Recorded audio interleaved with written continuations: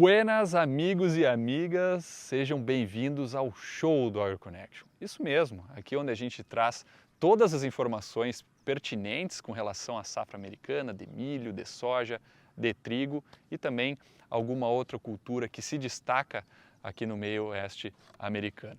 No vídeo de hoje a gente vai trazer informações sobre as plantas que há 2 semanas atrás nós falamos com relação ao dano de granizo e vento que teve aqui, principalmente no estado de Nebraska. Vamos falar sobre o monitoramento de pragas e também como está a situação do trigo lá no Kansas, né, com participações especiais, com pessoas que fazem a diferença aqui nos Estados Unidos com seus estudos, né, com o seu trabalho, pessoas essas que representam muito bem o nosso Brasil aqui na terra do Tio Sam. E vale um recado aqui, me conta, tu gosta de música country? Me diz aí, aquele country antigo dos filmes, ou se não o country pop que a gente vê hoje em dia no rádio, diz aí para nós, sabe por quê? Porque o AgroConnection criou uma playlist para você. Nós temos agora uma playlist lá no Spotify, procura lá AgroConnection Country e comenta aqui, diz para nós se está faltando a música que tu gosta, a gente vai adicionar lá e é isso aí. Dados os recados então eu volto depois da vinheta.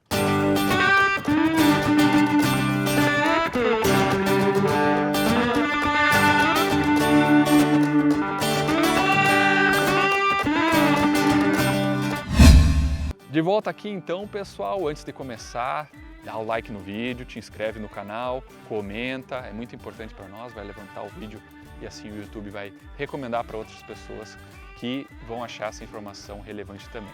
Vamos direto ao relatório do USDA sobre milho e soja, começando pelo milho, né, o milho 100% plantado aqui nos Estados Unidos, com a emergência já em 95%, e com relação ao milho no campo, nós temos aí 13% da área considerada em estado excelente, 57% do milho considerado bom e 24% razoável. Já para a soja, nós também estamos chegando muito próximo ao fim do plantio, sendo que a emergência está aí com 83%, pouco atrás do milho, o que é bem normal, né, como a gente sempre fala aqui nos nossos vídeos. Com relação à situação da soja no campo, essa está muito parecida também com os números do milho. Nós temos 10% da soja por aqui em situação excelente, 58% estão boas e 26% razoável. Então parece ser um início de safra muito bom no geral, né, aqui para os produtores americanos. Na Bolsa de Chicago, hoje no dia 23 de junho, nós temos então o milho a $7,43 o bushel e a soja a $15,93 o bushel. Agora vamos falar sobre o clima por aqui, né? Eu estou com meus mapas, na verdade o mapa bacana mesmo é o que o Luiz vai colocar aqui, né, Luiz? Que vamos começar a falar primeiro sobre como foi os últimos 7 dias aqui no meio oeste e como vocês podem ver, né, a área em verde é uma chuva aí em torno de 30 a 40 milímetros, né, se concentrou mais em Minnesota, no sul da Dakota do Norte, norte da Dakota do Sul, o que também não é um grande volume de chuva para atrapalhar nenhuma atividade de campo nesse momento. Na Dakota do Norte sim, né, porque a gente vem reportando aí que lá tem sido bem úmido, mas como a gente vê no mapa, no restante do Corn Belt, poucas chuvas, o que ajuda aí aos trabalhos como a aplicação de pós-emergente, aplicação de nitrogênio no milho, né, operações essas que a gente detalhou no vídeo passado, então convido vocês a voltar lá e ver um pouco de como é feito, né, a aplicação de nitrogênio, como é feito o controle das daninhas, né, o AgroConnection aí trazendo muita informação bacana. Luiz, agora vamos mostrar então a foto do mapa para os próximos 7 dias e como vocês podem ver aí do outro lado, tem boas chuvas previstas para os próximos 7 dias, uma concentração bem alta, né, falando aí de 60, 80 milímetros talvez aqui na região de Minnesota, né, o que pode atrapalhar alguma operação de campo, mas também pode ajudar eventualmente alguma localidade que está precisando, né. Chuvas são sempre bem-vindas, pessoal, nessa época, final de junho, inclusive aqui onde eu tô está bem seco, nós precisava dessa chuvinha que está indo lá para Minnesota, e vou contar para vocês, porque julho a gente sabe que é bem seco e muito calor, né. Então essas temperaturas altas, né, aumentando a evapotranspiração, a gente precisa desse estoque no solo, tá bem? Agora vamos falar um pouco de técnica, né, de agronomia.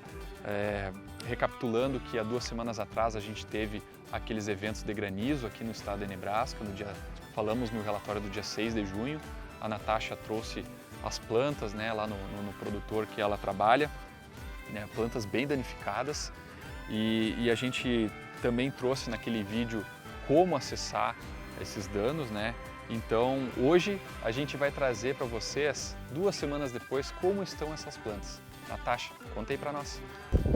Olá, galerinha do AgroConnection. É um prazer estar aqui de novo, podendo falar um pouco sobre agricultura aqui nos Estados Unidos, mais especificamente no estado de Nebraska. E, bom, 2 semanas atrás, aqui no canal do AgroConnection, a gente tinha mostrado o resultado que uma tempestade de granizo tinha causado aqui na região do condado de Lancaster, mais especificamente na região de Waverly. E hoje, depois de 10 dias, estou aqui de novo na mesma fazenda, na mesma localização, só para mostrar para vocês como que as plantas estão depois de 10 dias. E como vocês podem ver aqui atrás, elas estão se desenvolvendo, estão bem diferentes de quando a gente viu, né, no dia logo após a chuva de granizo. E é como o Alexandre comentou naquele vídeo, então como a gente está no começo da safra e o milho ainda estava no estágio V2, V4, então o ponto de crescimento, né, estava no nível do solo até abaixo, o que ajudou bastante a proteger a planta no momento da tempestade de granizo. E o resultado é esse, então a gente fica feliz de ver as plantas aos poucos se recuperando. E isso é uma boa notícia aí para os produtores aqui da região. Agora torcer para a gente não tenha mais nenhuma surpresa com a chuva de granizo de novo, tá certo? Então tá, galera, valeu, um forte abraço.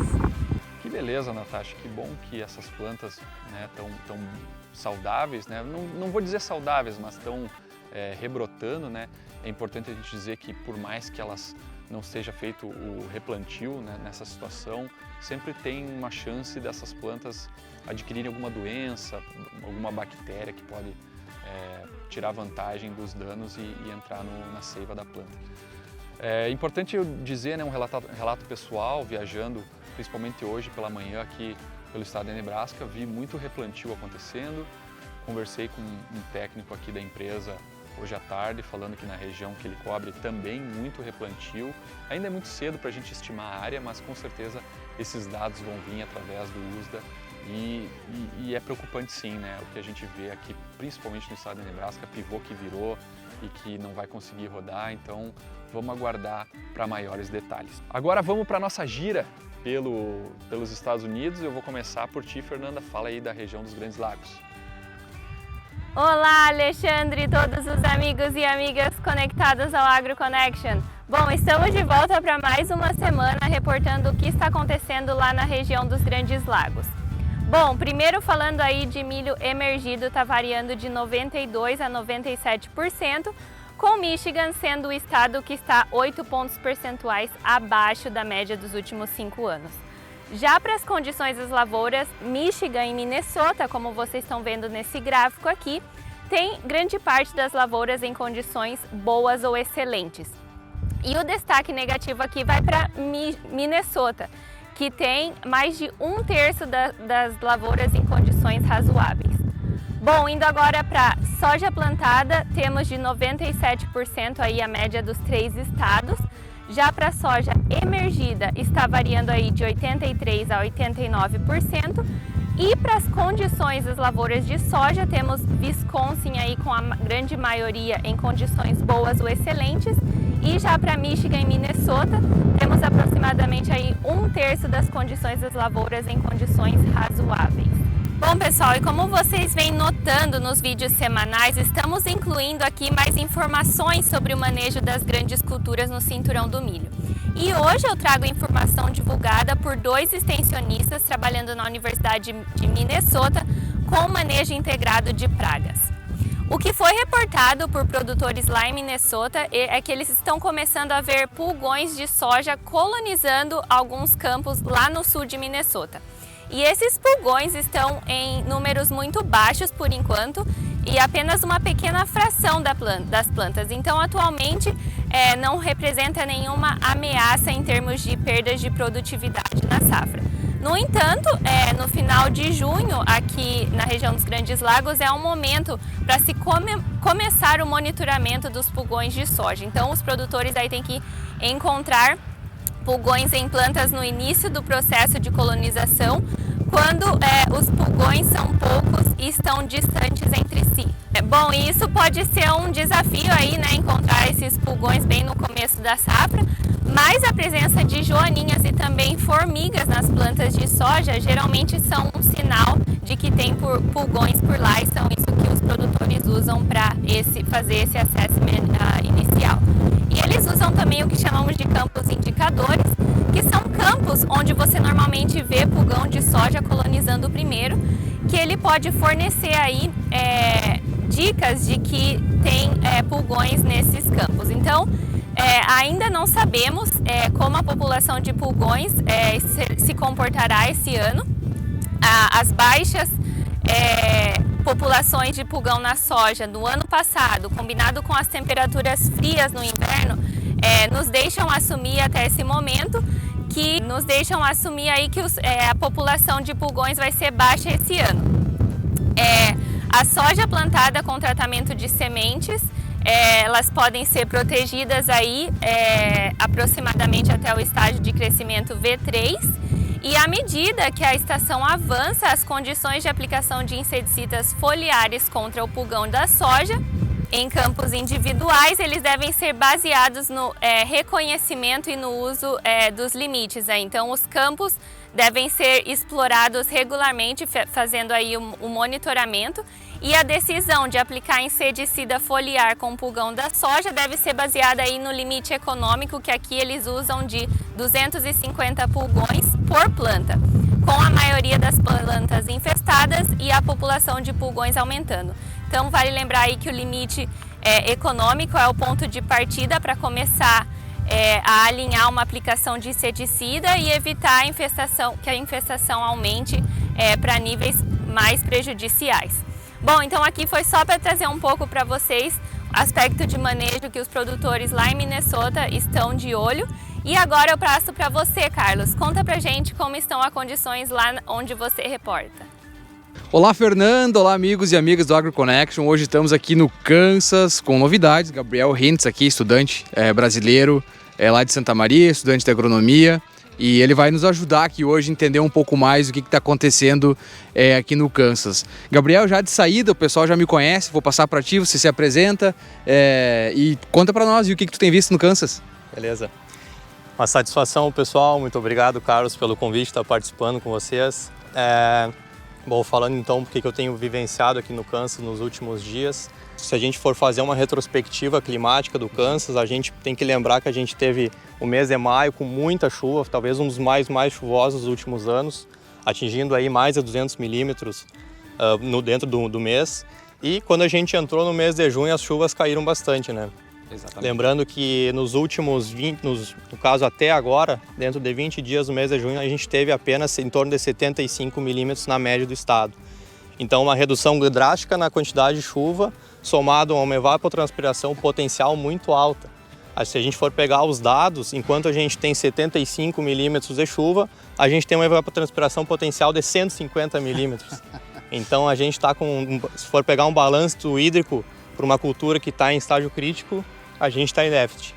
Bueno, então, lembrando que como a gente está tendo altas temperaturas nas últimas semanas, poucas chuvas nos últimos dias, a gente tem a cultura do milho aí uma média de 10 folhas no estágio V10, V13, mais ou menos isso daí nas lavouras que eu tenho presenciado. Então, com as altas temperaturas, lembrando que a gente está no dia mais comprido do ano aqui no Kansas, 17 horas de luz praticamente a gente vai ter no dia de hoje. Já tem plantas de milho sofrendo por estresse, uma associação de estresse térmico com estresse hídrico. E ao mesmo tempo, lavouras de soja aí atingindo o estágio de V3, V4 até V7, por aí. E somado a isso, pensando na cultura do trigo, que o pessoal está engajado na colheita, começou a colheita a partir da semana passada, está engajado até agora, muitos desses produtores já estão começando a fazer a semeadura da cultura da soja, pensando numa, entre aspas, uma soja safrinha aqui no Kansas, né, que eles chamam de double crop system. É isso aí, só adicionando, o Gabriel aí fez um baita panorama do que a gente tem visto aqui no Kansas. Os produtores agora também começam a plantar sorgo, o Kansas que é o principal produtor de sorgo dos Estados Unidos, e produtor ainda plantando soja, porque a gente não conseguiu chegar ainda com toda a área plantada. Isso muito porque tem soja sendo plantada agora após trigo. Bom, e agora já transicionando e falando já um pouco mais do que saiu lá nos dados do USDA essa semana, tanto Kansas como Missouri como Iowa já estão com 100% da área de milho plantada, como o Gabriel falou, a gente tem visto ainda enxerga alguma coisa em V8, aquele milho mais atrasado, mas no geral já está em V10, V11, V12, mais ou menos por aí. Boa parte do milho que foi plantado já está emergido, então raramente você vai ver agora apenas o milho mais tarde, você vai ver ele emergindo, mas no geral o milho já está bem desenvolvido e a gente está bem próximo aí dos 100% nos 3 estados, Kansas, Missouri e Iowa. Em relação à soja plantada, aí tem uma informação interessante, muito provavelmente devido às chuvas que a gente teve, né, Gabriel? O solo aqui no Kansas a gente sabe, não só no Kansas, mas no Missouri também a gente sabe que ele tem uma dificuldade de drenagem pela característica dele, né, pela textura, pela mineralogia, né, pelo tipo de argila que ele tem. E a gente está com 83% da soja plantada no Kansas. Se vocês lembrarem, na última semana a gente reportou que o Kansas estava com 0% em relação ao atraso o adiantado em relação à média dos últimos 5 anos. Em uma semana a gente conseguiu ficar atrasado 6%. Isso porque as áreas ainda estão alagadas, as áreas principalmente de baixadas que receberam bastante chuva. O Missouri está com 85% e Iowa 99% da soja plantada. Esses 2 estados ainda conseguindo manter números muito próximos das médias dos últimos 5 anos. Em relação à emergência da soja, no Kansas temos 70%, no Missouri temos 69% e Iowa 93%. Sempre interessante de ressaltar, a Iowa recebeu menos chuvas do que os estados do Kansas e do Missouri, que quase bateram recordes aí na quantidade de chuva. Parecia que nós estávamos no Brasil até, né, Gabriel? Sol muito quente e umidade bastante alta, então a gente está quase numa sauna, o que não é normal aqui no Kansas, não é muito comum, mas é o que a gente tem vivenciado nas últimas semanas. E como vinha falando, o Iowa sempre um pouquinho diferente porque recebeu menos chuvas. Então as porcentagens de Kansas e Missouri muito parecidas e Iowa desgarrando um pouco mais, sempre um pouco mais adiantado. O que a gente tem visto aí nos últimos anos, basicamente. E já que nós estamos, né, no estado do trigo, o principal produtor de trigo de inverno aqui dos Estados Unidos, vale lembrar que a gente está agora na colheita, né? E no Brasil a gente está no plantio, né, Gabriel? Exatamente, produtor aí brasileiro que tá começando o plantio do trigo ou então que já está com o trigo estabelecido no campo. Eu sei que todo mundo está preocupado, todo mundo atento com qual vai ser o cenário do preço do trigo, né? Já que foi uma cultura de muita instabilidade nos anos anteriores. Mas aqui no Kansas, que é o principal estado produtor, como tu colocaste, a gente vai ter uma quebra de produtividade, como já tem reportado alguns produtores, alguns pesquisadores. Então, certamente, isso aí, somado à guerra entre Rússia e Ucrânia, vai impactar, com certeza, vai impactar, já está impactando num cenário de preço positivo aí para os nossos triticultores brasileiros. Sem dúvida. E não custa lembrar, a gente acabou de gravar um episódio lá no nosso podcast com a doutora Amanda Silva, especialista em trigo lá de Oklahoma. Ela traz informações de um crop tour que eles fizeram em Oklahoma, comentando sobre o que eles têm visto e também sobre as possibilidades de quebra na safra. Trigo sempre foi muito importante. As cooperativas tritícolas que surgiram lá no passado, que deram início àquele boom de cooperativas, principalmente no Rio Grande do Sul, o trigo agora voltando com toda a força e se tornando um importante player aí na agricultura mundial. A gente fica por aqui hoje no Kansas, essas são as informações da semana e Alexandre, volto com você para falar mais sobre o resto dos Estados Unidos. Grande abraço! Buenas, Carlos. Então, voltando aqui com a região Centro-Norte, a noite está me pegando aqui, é melhor eu apressar. Mas sobre a região Centro-Norte, né, eu fiquei devendo para vocês com relação ao seguro na soja, né, principalmente lá no Dakota do Norte, onde o plantio não pôde ser feito ou atrasou demais. E muitos hectares, né, esses dados não são oficiais, pessoal, mas se estima que aproximadamente 3 milhões de acres ou 1,2 milhão de hectares estão sendo acionados via Preventive Planting. Tá? O que é o Preventive Planting? Esse é um seguro agrícola que o produtor faz no caso tem um desastre natural, principalmente uma enchente. Então vamos dizer que a data limite para o produtor plantar dentro do seguro para Dakota do Norte soja é 10 de maio. Então, se o produtor não conseguiu plantar até o dia 10 de maio, porventura de uma enchente ou algo assim, ele aciona o que a gente chama de Preventive Planting e aí ele é assegurado e não precisa fazer aquele plantio. Se ele faz o plantio dentro da janela, ele está assegurado, né, da mesma maneira, mas aí não é Preventive Planting. Já o milho nessa situação de Preventive Planting lá na Dakota do Norte era 31 de maio.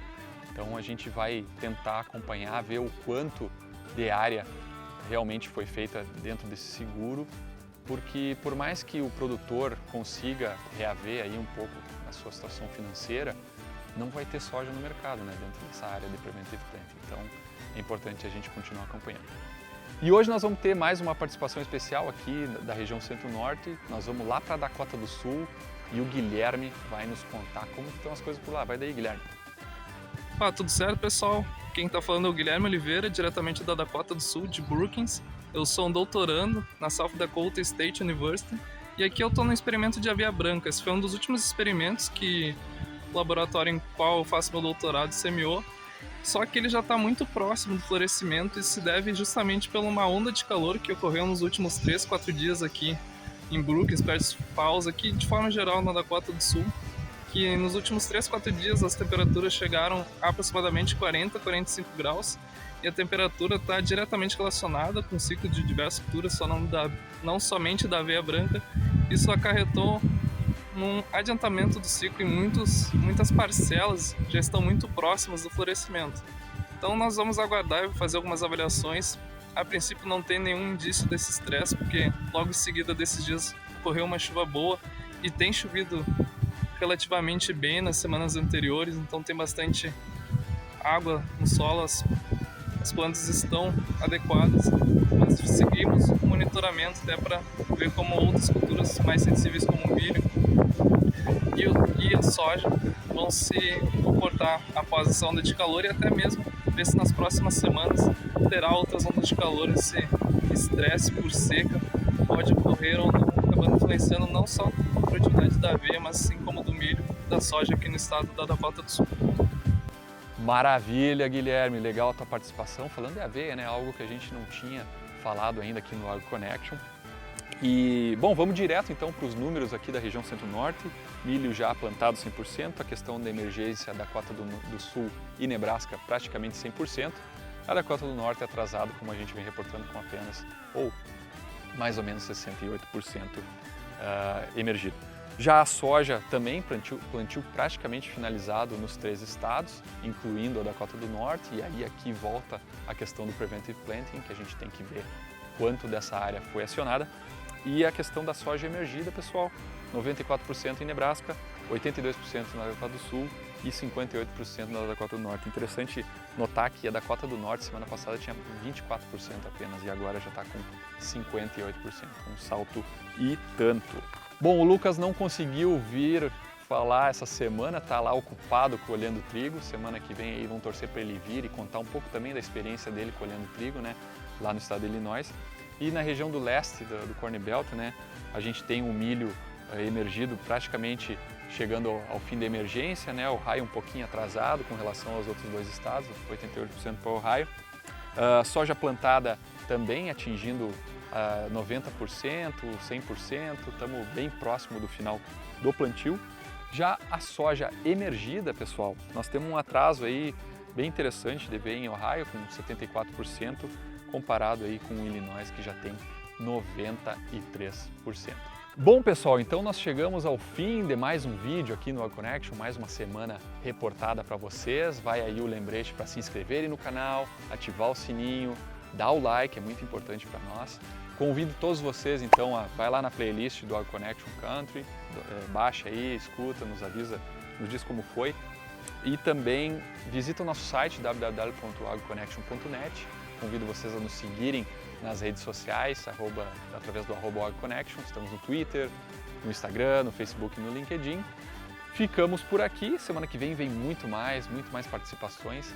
E então já sabe, stay tuned.